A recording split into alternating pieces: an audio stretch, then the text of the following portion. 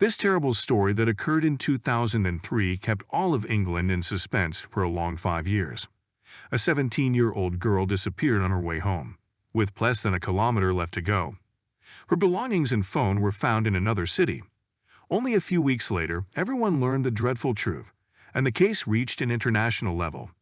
Hannah Foster was born on August 31, 1985, in the English city of Southampton. She lived with her mother, Hilary, and father, Trevor. She also had an older sister, Sarah. At 17, the girl graduated from school with honors and planned to apply to the medical faculty at a university. On March 14, 2003, Hannah went for a walk with her friend.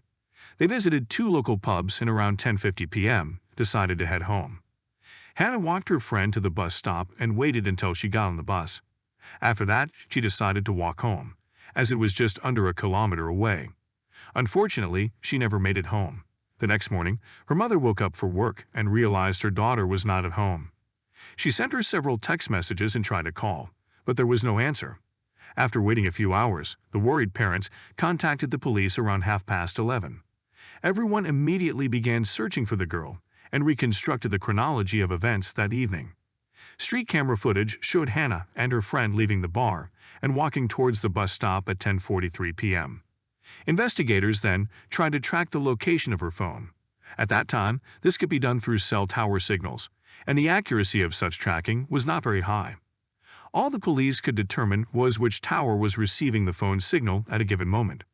They managed to ascertain that the phone was somewhere in the Portsmouth area, which was about a half-hour drive from Southampton. Soon, this information proved sufficient. Employees at a waste processing center in Portsmouth reported finding a phone and a bag in one of the containers.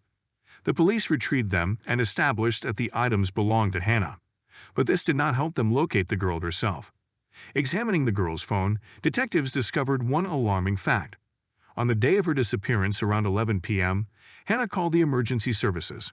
She did not speak a word to the operator, who only heard some distant, indistinct voices. Thinking someone had accidentally made an emergency call, the operator switched Hannah to a specially recorded voice message. It said that if the person needed help, they should press 2 5s on their phone. But Hannah did not do so. The police obtained the recording of this call and handed it over to experts. They were able to improve the sound quality, but still could not make out the words in the background. However, they managed to establish two important details. The analysis of the recording indicated that Hannah was in a vehicle, but its dimensions were significantly larger than those of a car, leading investigators to suspect it could be a van. The second important factor was that one of the voices in the background belonged to an adult man with a South Asian accent. This suggested that Hannah might have been kidnapped, and every minute could be crucial. Police reviewed hundreds of camera recordings from the area where Hannah disappeared and identified 7 vans, one of which could belong to the kidnapper. Unfortunately, it was already too late. On March 16, a call came into the police. They were informed that a 14-year-old boy had spotted a human body on the side of the road on Ellington Lane. The deceased was identified as Hannah. Her parents could not believe their daughter was dead. Hannah was only a kilometer from home. On that busy evening street, who could have kidnapped her and done such a thing? Experts examined Hannah's body and concluded that she had been subjected to violence, and the cause of death was strangulation. They managed to extract the perpetrator's biological material, but it did not match any records in the databases. The police faced the task of catching the monster who had done this to the girl. Given the lack of solid leads, investigators decided to seek help from the public. They provided all available information to the BBC, which aired a program called Crime Watch. The purpose of the program is to inform people about unsolved cases, often helping to find witnesses or individuals with valuable information. The episode dedicated to Hannah aired on March 26. It discussed the van and the adult male with a South Asian accent, who was likely the kidnapper. This worked. The day after the program aired, the police received a call. A man named James Dennis, who managed a food delivery company, reported that one of his employees drove a van and spoke with a South Asian accent. Moreover, he had behaved very strangely the day after the girl disappeared. This employee was Maninder Kauli, a 40-year-old migrant from India. His manager added several important details. On the day of Hannah's disappearance, Kauli did not leave the van in the parking lot, but took it home. The next day, he only worked half his shift, claiming he had back pain. That same day, the boss noticed fresh scratches on his face. The police immediately seized the van. There they found traces of blood and biological material, but it was insufficient for DNA analysis based on the sample extracted from the victim's body. However, the police had another option. It turned out that Maninder Kali had a wife and 2 children. Detectives went to their home and obtained a DNA sample from one of the sons. The man himself was not at home. The result matched the sample from Hannah's body. Police immediately issued a search warrant for Kali and began questioning his friends and relatives. A friend reported that on March 15, the day after Hannah's murder, Kali tearfully asked him for money for a plane ticket to India. He explained that his mother was seriously ill and he needed to fly to her. However, the friend refused to give him the necessary amount.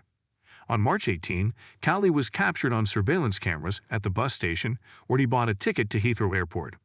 There he purchased a flight ticket to Delhi and flew out, leaving his wife and 2 children in England. On April 3, the police issued an international arrest warrant for Kali, but the man was already in India, and local law enforcement could not locate him.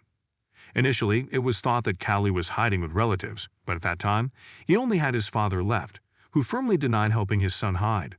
Since then, the case temporarily stalled. Indian law enforcement could not find the suspect, and it seemed that he might escape punishment. This continued for more than a year. Grieving parents, desperate for justice, went to India themselves in July 2004.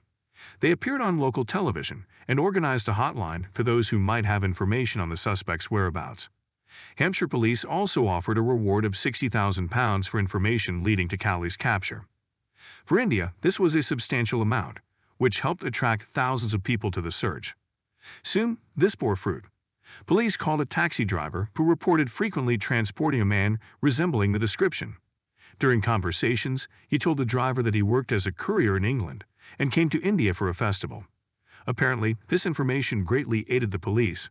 On July 15, they announced Kali's arrest. It turned out that the man was living under a false name and had even married a local woman. As soon as he heard that Hannah's story had received wide coverage on television, the criminal decided to flee the country. The police almost missed him. He and his new wife were caught on the border with Nepal. A few weeks later, a local TV channel showed a video recording where Kali confessed to murdering Hannah Foster. The criminal recounted that evening he had too much to drink at a local bar and was about to head home. Leaving the bar, he noticed Hannah on the street. Waiting for a moment when there would be no witnesses around, he approached her and forced her into the van. After taking Hannah to the location where the police would later find her body, the man subjected her to violence and ended the girl's life. It seemed the case was nearing its logical conclusion. However, another unexpected problem arose. The Indian authorities were slow to extradite Kali to the UK. The criminal filed appeals and tried everything to avoid extradition. This went on for almost 3 years, during which Hannah's family lived in constant anticipation and stress. They visited India 3 times and gave interviews, hoping that public attention would help achieve justice. Finally, it happened. On July 28, 2007, Kali became the first person to be extradited from India to Britain. Upon arrival, he was immediately charged with offenses related to Hannah's death. Despite the video recording where he confessed to the crime, he denied his involvement. Kali claimed that the Indian police had coerced his confession under pressure. As a result, he was to undergo a full trial, which only started a year later on October 13, 2008. Given the evidence available to the prosecutor, the court quickly found Kali guilty, and on November 25 it issued its verdict, 24 years in prison, with a recommendation not to release him before the age of 63. Hannah's relatives had waited 5 years for justice, and in their statement at the final court session, they expressed hope that Kali would spend the rest of his life behind bars. The public received this sentence with mixed feelings. Some considered it just, while others wondered why British citizens should pay to keep this monster incarcerated. Admittedly, English prisons, while not as accommodating as Norwegian ones, could hardly be considered a punishment for a migrant from India. Regarding the £60,000 reward, it was divided among 12 people who had assisted the investigation. One of them was a taxi driver named Jason Lepcha, who had reported to the police that he had frequently driven Kali. What he did with the money touched the entire British society. With his share of the reward, he bought a plot of land and began building a school for underprivileged children on it. The school was named in memory of Hannah Foster. Hannah's parents learned about this in 2006 during another visit to India. Upon returning to the UK, they helped organize a charity fundraiser to support the school. This terrible story reminds us once again that danger can lurk around every corner. Even in a large British city, on one of its major streets, people cannot feel completely safe.